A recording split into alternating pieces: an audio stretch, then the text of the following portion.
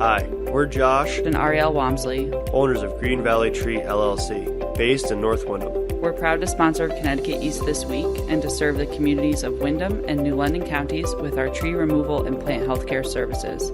Visit our website at greenvalleytreeworks.com for a full list of our services or give us a call on 860-234-4041. We look forward to hearing from you. We're on the front lines with New London Police as we follow an officer on their shift to see what today's police have to do on a day-to-day basis. And it's much more than you think. Plus, we take a look at other stories making the headlines from around the region. This is Connecticut East This Week.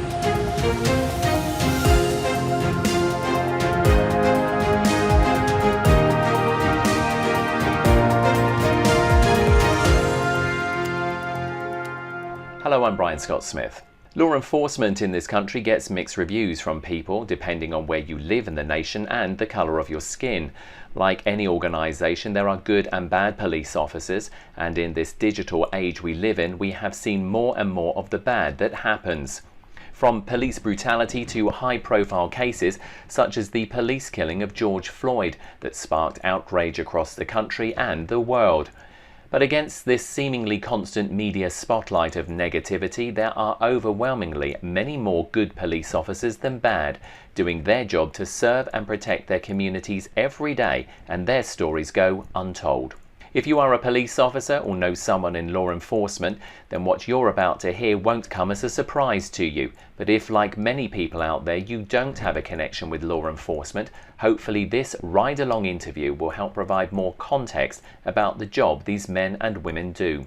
Connecticut East This Week went on the front lines with the New London Police Department and one of their patrol officers for an entire shift to see exactly what they deal with day in and day out. Here's my interview with New London Police Officer Ryan Socio. You've started your shift. I mean, is it very different every day? I mean, can you give us a sense of, you're on the second shift, which is 3 p.m. to 11 p.m. Give us a sense of what that would involve. So second shift or afternoons, it's the more busier of the three. That's why we have a few more officers assigned to it. We actually have probably the younger officers are all on this shift, just because there's more activity. There's more domestics, there's more traffic, there's more accidents. Especially on weekends, there's more, more people drinking, more DUIs. So there's more activity generally. Our call volume's higher than the other shifts, so no shortage of activity really. Just explain your sort of typical work day. I mean, you do what, how many days on? Just talk us through that so people can understand how that works as well. Sure. So we do a 5-2, 5-3 schedule.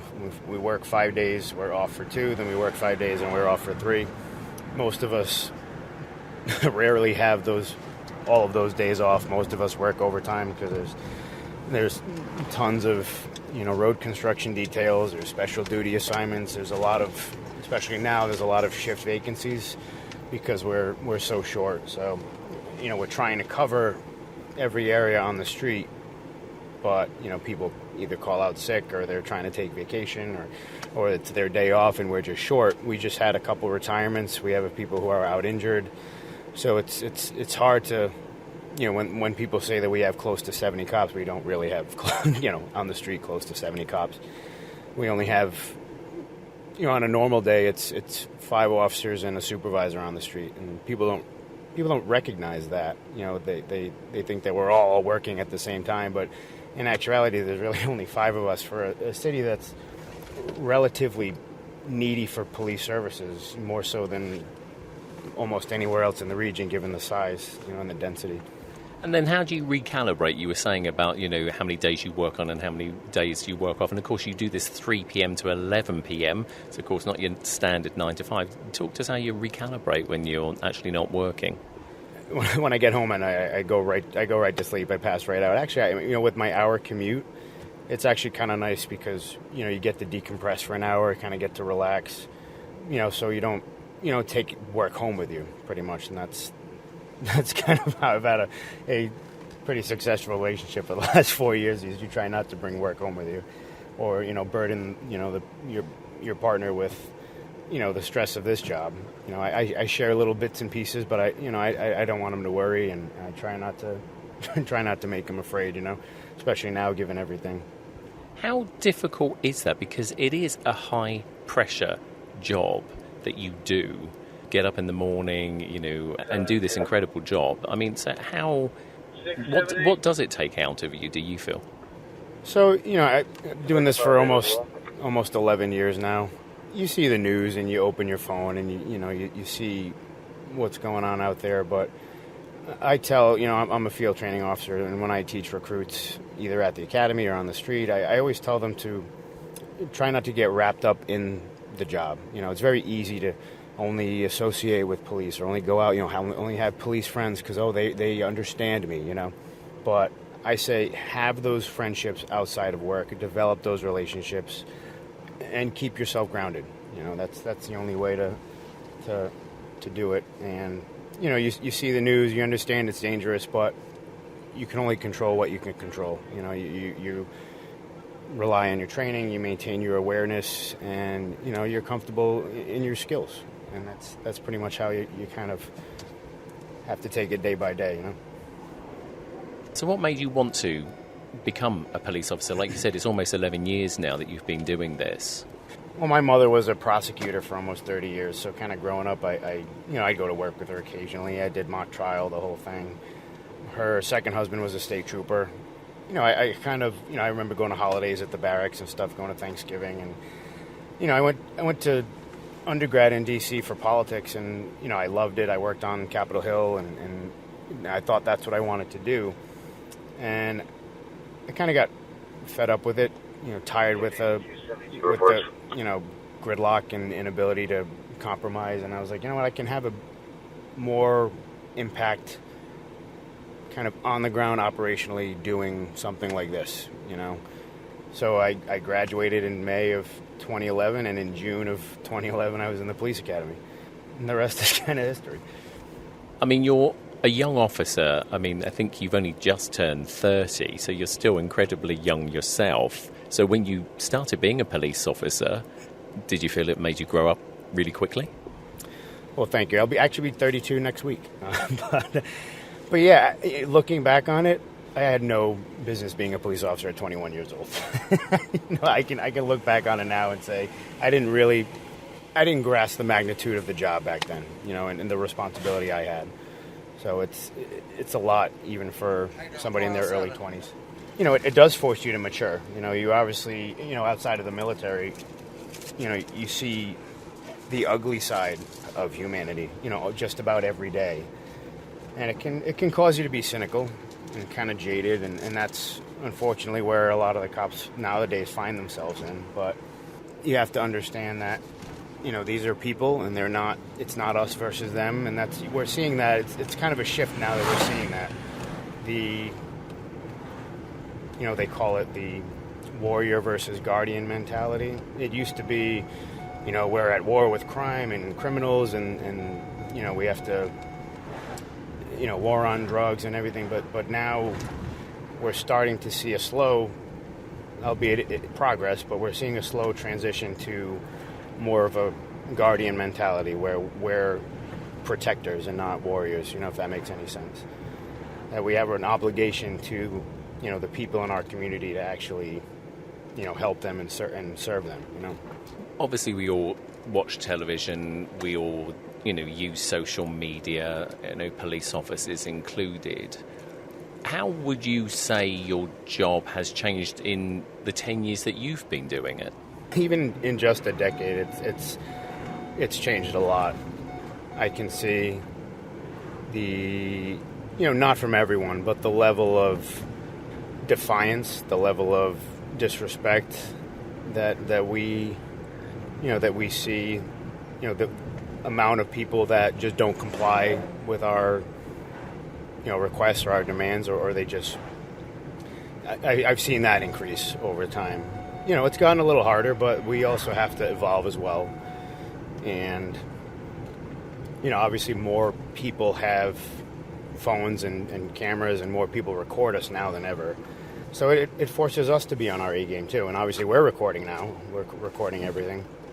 And I think that's forced us to improve and up our game, which is definitely not something that we had just 10 years ago. Another thing that has changed a lot in 10 years is that we are asked to do more and more and fill the voids often left by society, whether it's parental voids or employment or mental health, especially, that we are asked to be a problem solver when we're often not given the training and tools to solve those problems. We can put Band-Aids on them in the short term, but mental health is a perfect example. We're not social workers, we're not clinicians, and our mental health apparatus that we have here is under-equipped to handle a lot of the psych calls that we go on. All we can do, we have two options pretty much. We can take you to jail if you commit a crime, or if you're in crisis, we take you to the hospital. And L&M is oftentimes overloaded with the volume of patients that they see, and you kind of feel bad for the person in crisis because they're not really being served at all. And especially since deinstitutionalization, they closed down most of the state hospitals. There are a lot of people who are severely mentally ill in this region and have no business being on the street, and need help that they're not getting in the community. I understand, actually, from a recent press event that New London PD, 40% actually of your calls, I'm told, are to do with mental health issues, which is huge. I'd say that's pretty accurate. I mean, you look at the root cause of most of them, whether it be, for example, people committing larcenies because they have a substance abuse disorder. I mean, you look down at the root of most of these calls, and a lot of them are mentally ill individuals or people in crisis, and they're driven to, commit crimes or be a nuisance. Most of our homeless population is mentally ill, and like I said, it forces us into a position where we have to. Sector 2, Sector 6 nations here. We have to do something, and luckily we have most of our officers are CIT trained, so we're trained to handle people in crisis and kind of be able to, either talk them down from, their behavior or get them into some sort of treatment. I know we're still en route to this particular call, and obviously you've got some information. It's being displayed, obviously, on the onboard computer here in the police cruiser. In your mind already, are you formulating a plan as to how based on your training, etc., how you're going to approach this particular call? So any good police officer, when we're given very little information when dispatch sends us somewhere. It's often wrong. It's often, incorrect or missing a lot of context. So all we know is right now there's a person possibly in mental health crisis that we have to now interact with, that he was obviously unfit for the psychiatrist's office. So now we have to somehow take some sort of action. So we have a vague description of the person, where they might be. But that's pretty much it. We don't know if they have any weapons. We don't know if they're intoxicated. We don't know, there's a lot we don't know. So you always try and formulate a plan whenever you're showing up, for worst case scenario. But a lot of the times, you're missing a lot of information, or things change drastically. And again, I'm guessing, the points you've just made, this isn't necessarily always dispatchers' fault. It's just based on, obviously, information that they all have or haven't been given in the first instance, because people don't always give everything that, is necessary over to the police, I'm assuming as well. It's classic telephone in the most literal sense, because you have a caller who, if it's a third party or a witness, sometimes they're excited. If you just view, you just observe a crime or something, you're your adrenaline's going to be amped up. So you're calling the police, and our dispatchers, they're great. They're trained, but they have to translate that person into information that we can use. We've located the individual, and you said earlier that there was a warrant out for his arrest. A colleague of yours, the man's now been put into another cruiser. Who now processes the paperwork for that? Is that something that you have to do as part of the team that arrested him, or how does that work? So how it goes down, so there's 6 of us working right now. The city is divided into 5 sectors. We have an extra car. We're fortunate enough tonight. So because the incident started in Shaw's Cove, which is part of Sector 3, the Sector 3 officer would handle that. And that's Officer Caramonte. So that would be her arrest. She brings him down to booking, and we have a Post 1 desk officer working all the time that they handle prisoners and they handle walk-ins. So the Post 1 officer will take their photo, do the booking paperwork, and the fingerprinting and all that stuff. So we just do the incident report. The arresting officer will take them into booking. We'll do some minimal paperwork and then finish the arrest report before the end of shift. But so as you can imagine, if we have a few arrests, if each officer has a few arrests in a shift, some other calls that require reports or investigations, there aren't actually 5 cops on the street. There might be 2 or 3 writing, typing reports in the station. There might be only 2 out on the street. So that's kind of the risk you take is if we have a couple on a call or a couple tied up in the station, that there might quite possibly be nobody out on the street. So. And when you say obviously doing the paperwork, I mean, is that something that you would be able to do during a shift, or would you, at the end of your shift, are you then expected to complete paperwork if that's obviously not done? Yeah, so like I said, any arrests, the report has to be done before the end of shift, or anything that's a major incident that the administration will want to be aware of. So it's quite often that I'm typing a report during my lunch, or I get called away during my lunch to go to another call, where I get called. I'm on reports. I put myself out on the station typing, and then I get called away for something else that happens in my area. So you do it when you can. We don't have a set lunch where nobody can bother us. Where we're on call. So it's they don't care if you're eating. They don't care if you're using the bathroom. If there's something like that's going on, you better go. And I noticed that when we did the stop, and you were obviously dealing with the gentleman, how did he seem? Because sat from inside the cruiser, looking out, you were very calm, and he appeared to be calm. I mean, he certainly wasn't waving his arms or shouting. I mean, was it quite a cordial conversation that you were having with him? Did he understand why he was being spoken to by you? So he did appear calm, and that's interesting. That's usually the dynamic with any police interaction is it takes 2, right, to see how that interaction is going to go.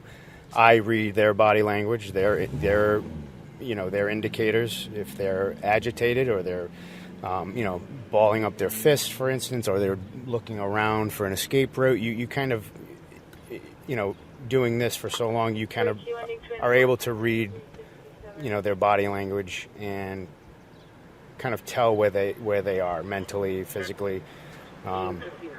If somebody's blading their stance, if they're kind of looking around, or making any furtive gestures, at their pockets, it kind of raises your attention a little bit.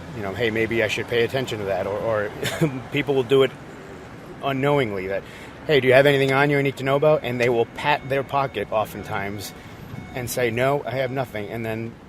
But they're telling you essentially that there's something in their pocket, involuntarily. So with any police interaction, you have to, if they are calm, if they're respectful, if they're cordial, we have to either increase or decrease, de-escalate or elevate our response based on how the subject is portraying themselves. So. And would you say that's something that comes with experience? I mean, because as much as you're trained to deal with these things, I mean, I'm guessing it's it is an experience must help as well. Oh, definitely. When you're exposed to more stress over time, or more situations or more incidents, you have that kind of Rolodex in your mind that, hey, I've been through this before, or it's not as stressful, or it's not as taxing on you. So, like I said, you play it through your head before you get there, and having, going through that situation before, or a situation like it, you kind of feel a little more comfortable. We talked about the incident where the officer mistook her taser for a firearm and fatally wounded that man. I forget where it was. But that's a classic case of either insufficient training, or you have an officer who, there are a lot of departments where they're not experienced in those stressful situations. They don't encounter them very often. So when you're not in those situations often, there's a tendency where you can kind of let your either emotions or your stress kind of get the better of you, and you react inappropriately. So I guess that's a benefit for us, is that we are constantly, we're busier, we're exposed to, everything you see on TV. So we're kind of, we have those calluses, really, almost. We saw a few regulars tonight, obviously, for you.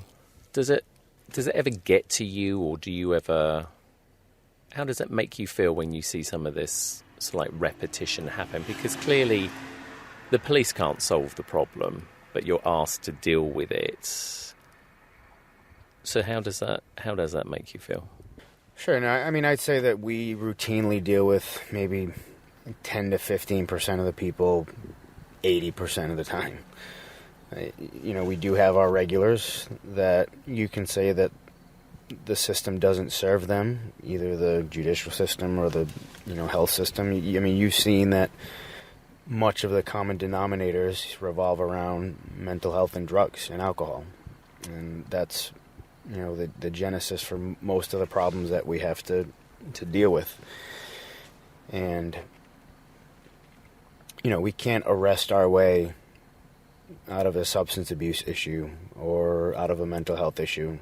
And when people say that they want to defund the police, I think that we should. I'm more inclined to the reallocation, or giving us the tools and resources to properly help these people. Let us hire social workers, create a better access for mental health for these folks. If you really want us to be able to make a difference for these people, that's what's needed. A better access to mental health care, better substance abuse treatment for folks, because that's the genesis for most of our problems. On top of the bigger social issues, like joblessness or education. So those are other kind of big picture social issues that we see the end result of day after day. And yeah, it frustrates you when you see the same people time after time, when you arrest the same people day after day, or they're causing an issue, you kind of feel helpless, you kind of feel frustrated, you wish you could do more. When you commit somebody to the hospital like you saw tonight, and you deal with them day after day, and they're still kind of stuck in that rut, there's very little that we can do to help them, and it does get to you. Final question to you, and thank you obviously for allowing me to come along with you, to experience what many people really don't know or understand at all. Would you say that more people need to walk in your shoes, as it were, and then perhaps they would think twice before they start making comments about defunding police and law enforcement in this country? Yeah, I think so. We welcome people who want to come along with us. The point that I just wanted to get across was that we, in law enforcement, we as cops, we are human too. We wear a uniform. we have to portray a certain image, but we are human beings with our own frailties, our own insecurities, our own fears. We're not robots. So, we have issues with our kids. We have sick parents. We have stressors in our lives. We have financial difficulties. So we have all the same stresses that everybody else has, on top of the burden of everybody else's stresses that we have to deal with day in and day out. So, that's all we want people to remember, is that we are humans too. We take a lot of abuse, but that's part of the job. But we just ask that people remember that we're just like them, only we have, an incredible job to do.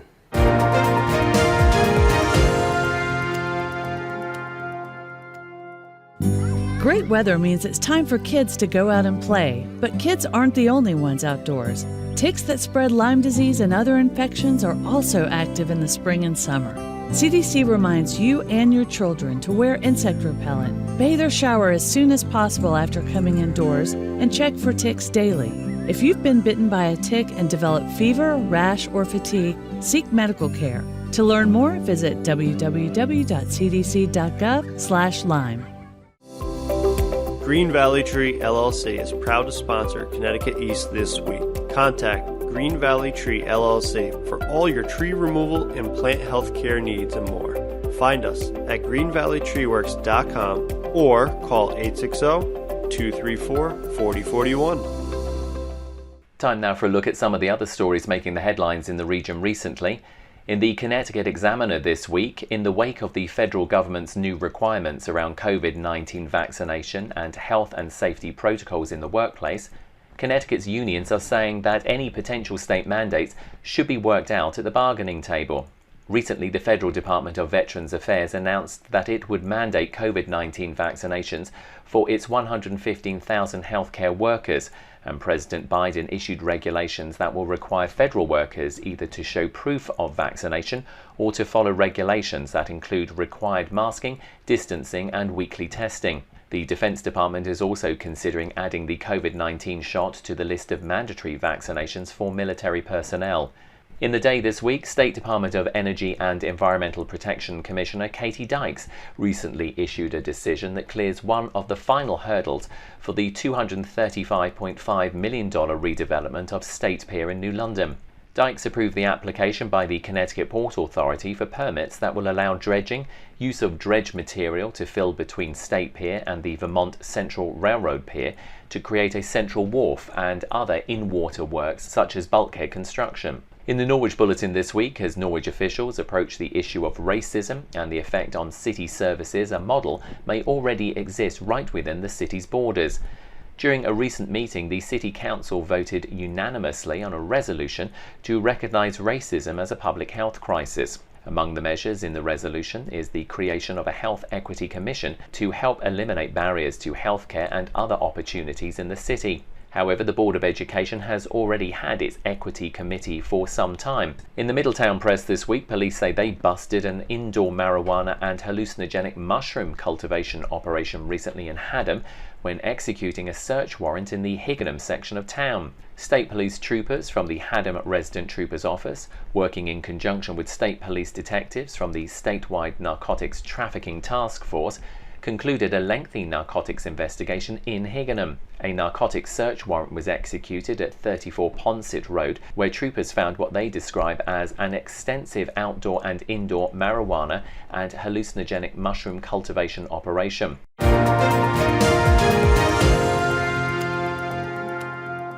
That's all from us for this edition. Do send us your questions and story ideas to the show via our website at connecticut-east.com or Facebook or Twitter at Connecticut East, and on Instagram at Connecticut East This Week, where you can also listen to the show again on demand. And please like, follow and share on your social media platforms too. I'm Brian Scott Smith. Thank you for listening.